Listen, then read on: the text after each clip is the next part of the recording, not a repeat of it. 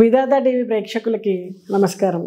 సంకట చతుర్థి పూజా విధానం, వ్రత విధానం గురించి ఈ వీడియోలో తెలుసుకుందాం. సంకట చతుర్థి అనేది మన హిందూ సాంప్రదాయంలో ప్రతి చాంద్రమానంలో కూడా వచ్చేటువంటి వినాయకుడికి చేసేటువంటి ఉత్సవం. పౌర్ణమి అంటే కృష్ణపక్షం తర్వాత ప్రతి 4వ రోజు ఈ చతుర్థి వస్తూ ఉంటుంది. ఈ చతుర్థి మంగళవారం నాడు కనుక వస్తే దాన్ని అంగారక సంకట చతుర్థి అంటూ ఉంటారు. అంగారక సంకట చతుర్థి అన్ని సంకటాలను తొలగిస్తుందనేసి చాలా ముఖ్యమైనదిగా పరిగణిస్తూ ఉంటారు. ఈరోజు భక్తులు కఠినమైనటువంటి ఉపవాసాన్ని పాటించడం, వినాయకుని ప్రార్థనలు చేసి చంద్రుడి దర్శనం చేసుకొని మంగళకరమైన దర్శనం తర్వాత రాత్రి ఉపవాసాన్ని విరమిస్తూ ఉంటారు. ఈ రోజున పూజ చేస్తే కోరిన కోరికలు నెరవేరుతాయని భక్తుల నమ్మకం. వినాయకుడు విఘ్న నాయకుడు, అన్ని అడ్డంకుల్ని తొలగిస్తాడని, తెలివితేటలకు అధిపతి, అలాగే మంచి తెలివితేటలు ఇస్తాడని నమ్ముతూ ఉంటారు. చంద్రకాంతి ముందు గణపతి ఆశీర్వాదం కోసము గణపతి అథర్వ శీర్షాన్ని పఠిస్తూ ఉంటారు. ప్రతి నెలలో కూడా వినాయకుడి వేర్వేరు పేర్లతో పీఠ ఏర్పాటు చేసి ప్రతి నెల కూడా ఈ చతుర్థి రోజున సంకటహర చతుర్థి పూజ ప్రార్థన చేస్తూ ఉంటారు.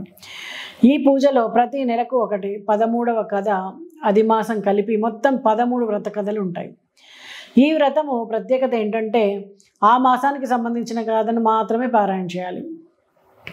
అయితే సంకట గణపతికి 13 పేర్లు, పీఠలు, వాటి గురించి తెలుసుకుందాం. నెల పూజ చేసే వినాయకుడి పేరు, అలాగే పీఠం పేరు తెలుసుకుందాం. చైత్రమాసంలో గణపతిని వికట మహాగణపతి వినాయక పీఠం అంటూ ఉంటారు. వైశాఖ మాసంలో చేసే గణపతికి చక్ర రాజా ఏకదంత శ్రీచక్ర పీఠం అంటూ ఉంటారు. జ్యేష్ఠ మాసంలో పింగళ మహాగణపతికి గణపతి పీఠం, అలాగే కృష్ణ శ్రీశక్తి అంటూ ఉంటారు. ఆషాఢ మాసంలో విష్ణుపూటం గజానన గణపతి. శ్రావణ మాసంలో గణపతి హేరంబ మహాగణపతి పీఠం. భాద్రపద మాసంలో విఘ్నరాజ మహాగణపతి విఘ్నేశ్వర పీఠం. ఆశ్వేజ మాసంలో భువనేశ్వరి పీఠం వక్రతుండ మహాగణపతి. కార్తీక మాసంలో గణదీప మహాగణపతి శివపీఠం. మార్గశిర మాసంలో అకురాత మహాగణపతి దుర్గాపీఠం. పుష్యమాసంలో లంబోదర మహాగణపతి సౌరపీఠం. మాఘమాసంలో ద్విజప్రియ మహాగణపతి సామాన్య దేవపీఠం. ఫాల్గుణ మాసంలో బాలచంద్ర మహాగణపతి ఆగమపీఠం.